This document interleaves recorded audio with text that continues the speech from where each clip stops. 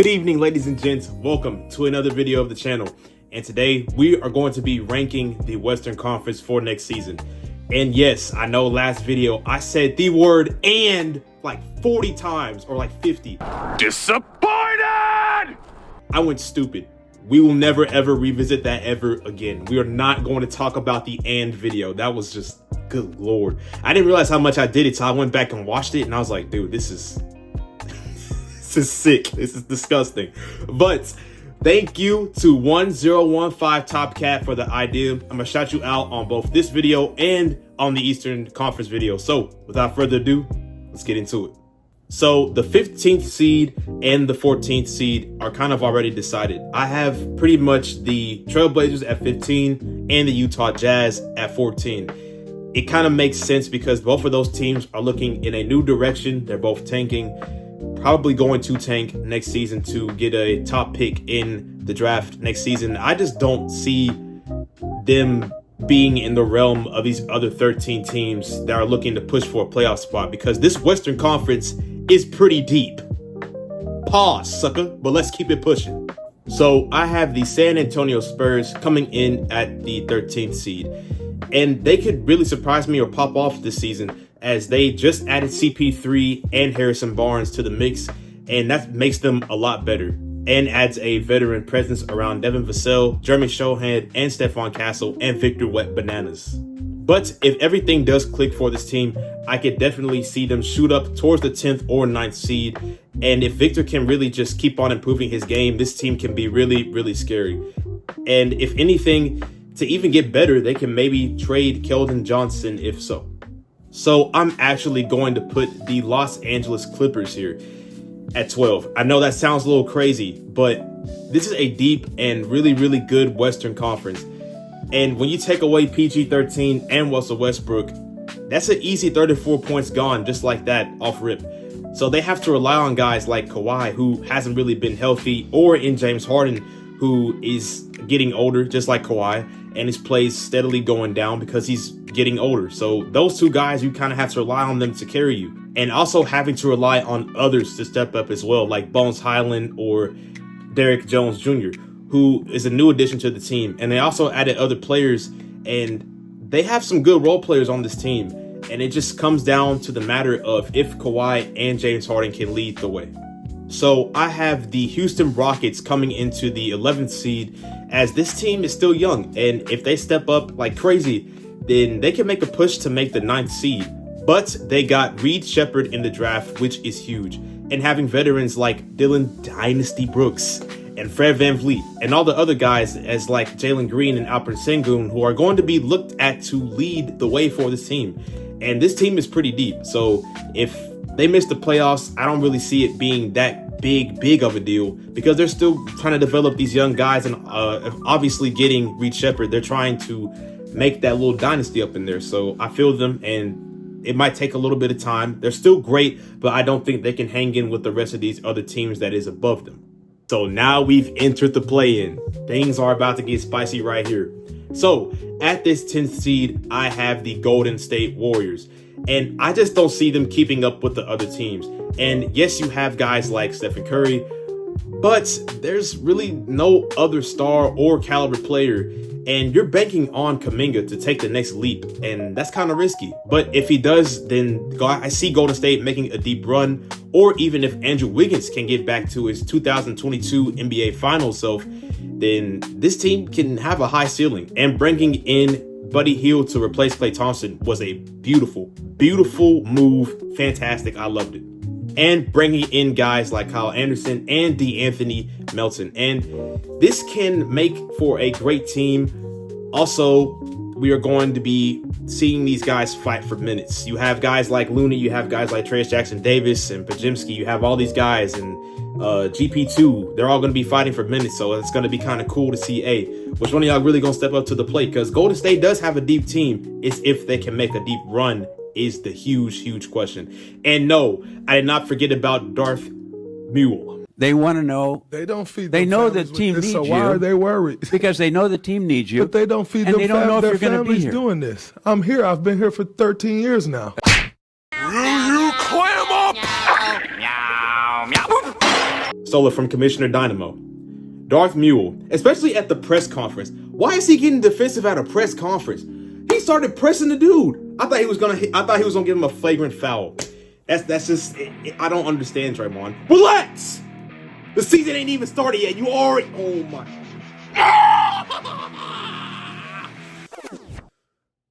What am I doing? Let's move on. I'm so sorry. You know what? I want to leave this in here to make me feel stupid. Let's move on. And for our next team, I have the Phoenix Suns taking up this 9th seed. And yes, you do have 3 good ISO guys as you're looking at Durant and also Devin Booker to take care of, the load off of the offense here. And the Suns even, got a point guard in Tyus Jones, which was very, very huge and game-changing, as they actually have a point guard this time around, and they also have Monte Morris as a backup too. Also, if they do turn up, they could maybe actually make a playoff spot. And I have the Los Angeles Lakers coming in at the 8th seed.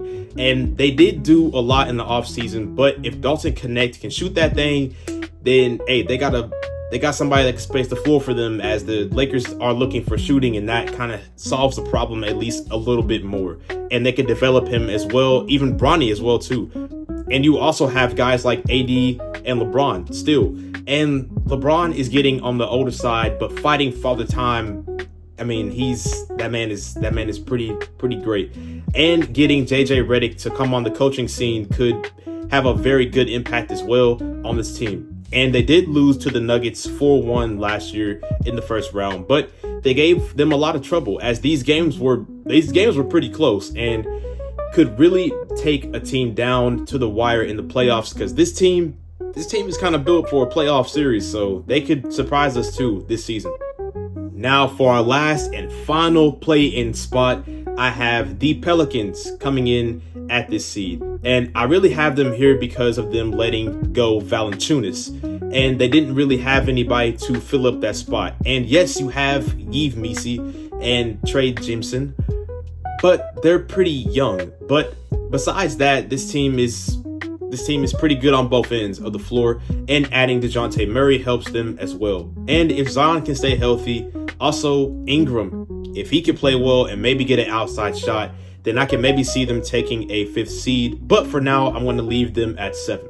So now we're getting into the juicy part of the video, and let's see which teams are in this little 6 seeds right here. So with the first team in the 6th seed, I'm going to have the Memphis Grizzlies coming in at 6. And that injury bug did hit this team pretty hard, but everyone is coming back next season. And I feel like Ja is going to turn some heads, as people have forgot about the caliber player he was. He was one of the best guards in the NBA, and obviously he got injured and all that other stuff happened with him. But he's coming back, and he's definitely going to turn some heads.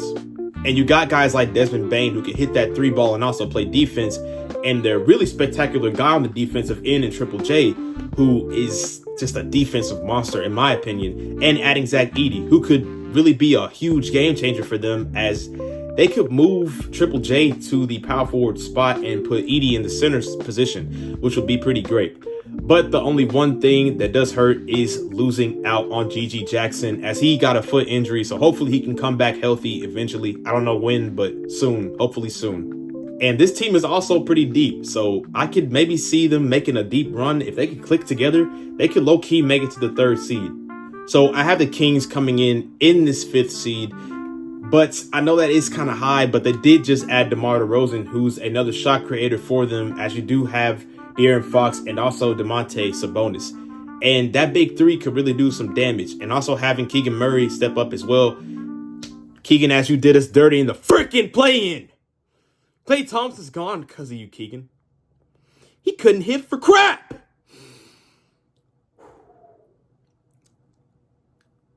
I think I need a kelp. I need a diet kelp to calm me the freak down. Hey, if y'all know Kevin and Keith.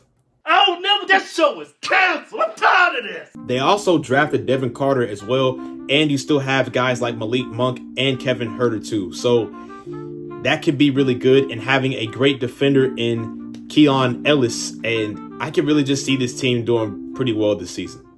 And for this 4th seed, I have the Denver Nuggets coming in at this spot. And this team just keeps losing pieces every year. You lost Bruce Brown, then you lose KCP. KCP, that's a huge hit. Bruce Brown was already pretty big, but KCP was in the starting 5, and that's a huge, huge blow to this team. And now, hey, you still have the best player in the world, in my opinion. Let me say that before anybody said that in the comments about Nikola Jokic. So it's not like this team is going to fall off a cliff because they still have this caliber guy on their team. He's going to obviously carry that weight. But you still have guys like Murray and also MPJ as well. And they just added Russell Westbrook as well. But I just don't see this team beating these 3 teams that I have in the next rankings. So let's get a little spicy here, as I have the Dallas Mavericks at 3. I don't know what that was. I'm going to leave it in the video regardless. But they made the finals last year, which was great for them. And they knew, some changes had to happen. They got Klay Thompson, as he can space the floor for them because of his presence of a shooter. And he can also play kind of defense. I know since the injuries have happened, he's kind of slowed down. That is granted because he had 2 major injuries. It's a blessing that he's still on the court. But if he could just shoot the ball and make the shots at a high clip, then that's perfect enough for the Mavericks. And they also added Najee Marshall. And you still got guys like Gafford and PJ Washington. And still developing Derek Lively at that center spot is really, really good for them. Also, they could very well make a comeback to the finals if things go well for them. At the 2nd seed, I have the Minnesota Timberwolves coming in. And between them and the Dallas Mavericks, that was a kind of a hard, decision to make. But I just see the Minnesota Timberwolves with that grit and grind that they have on them. I'm not going to say in them because that sounds a little fruity. And you have Ant leading the way. So last season, they made it to the Western Conference Finals and was literally the best defensive team in the NBA, which is perfect. And you add a guy in Rob Dillingham and Shannon Jr., that's huge as well. And that's some great backup right there, as Rob could come on and be that backup point guard and could be a microwave scorer. And just the defense on this team can carry them a long way. And guys like Jaden McDaniels and Rudy Gobert as well.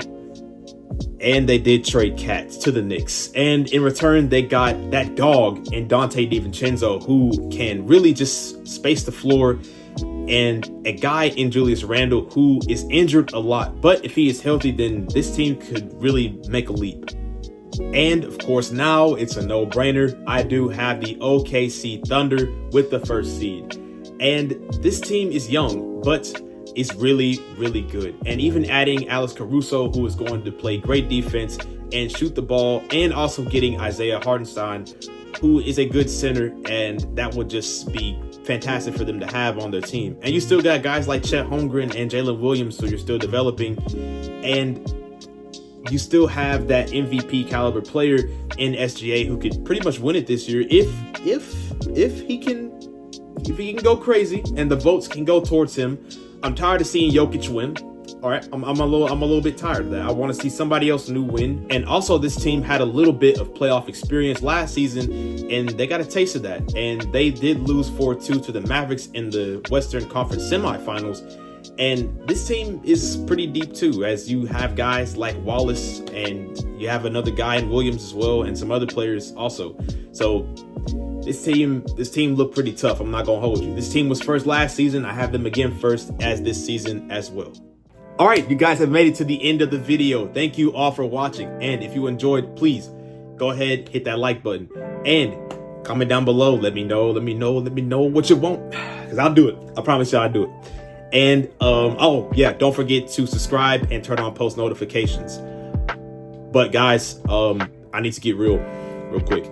I know I've not been posting a lot. There's a reason for that. And I want to read y'all this Bible verse just real quick. And in Ecclesiastes 3:1, it says, "To everything there is a season and a time for every purpose under heaven."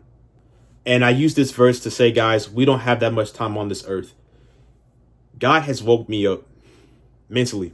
Just seeing things around the world has shook me. It shook my soul to just see everything that's going on right now. The war, the diseases, the viruses, and this stuff that's going on around the world right now is very saddening. And it hurts my soul. It really does. But I say this as don't give up. Don't stop pushing because you see what's going on in the world. Don't focus on it too much. Let God handle it. You focus on you. Keep pushing. Keep going. Strive to be a better friend, a better family member, a better significant other. Strive. Keep pushing. Because I promise you, God will bless you and put you in a season that you never, ever would think that you would ever be in. I never thought I would be in this position at all. One time in my life, I'm not going to get too personal here. One time in my life, I hit a ultimate low, and I broke down. I was deep in sin. I was lost. Lust was what got me. I was going through it. I was like, God, I got to stop. I woke up. Well, I prayed that night hard. I prayed hard that night. I woke up. Man, the presence that I felt that was on me was peace. Was like, it's okay. Just woke me up. It just woke me up. And just seeing things around the world, guys. Seeing things around the world, guys. This is serious. They're talking about world peace. The 10 kingdoms. Guys, it says it in Revelation that there will be a world peace. And you know who's going to lead that world peace? The Antichrist. Guys, this is a serious time in life. Guys, this is serious. If you're not awake, I pray that this can wake you up, because it woke me up. It woke me up huge. It woke me up. I've been getting deep in my faith, deep in the word of God. I've been reading literally like 3 to 4 times a day. I've been cooking because I know that I have to. I don't want to stay here for the tribulational period where it's 7, years of just awful stuff, awful things. But I don't want to get deep into that because I want to be here for a minute. And if you guys want more content of me talking about the Lord, I will put that on my TikTok as well. I will be doing Bible verses as well on there. And this is real. This is real life, guys. But I say this to not give up. I say this to keep pushing. Keep going. Be happy. If you're sad, pray about it. And I'll pray for you. I pray for everybody every day. In the beginning of my day, during my day, and at night. I pray for all y'all. Every single one of you. So that's all I have to say, guys. I know this is kind of long, but I love y'all. I do. I love y'all. But y'all know who loves y'all more than me? It's God. Come to him. Come to him. That's it. But I'm done because this outro is like 4 minutes. Well, 5 minutes now. I need to stop. So with all that being said, guys, that is the end of the video. And I hope that you all do have a blessed day. And Mr. Beard is out.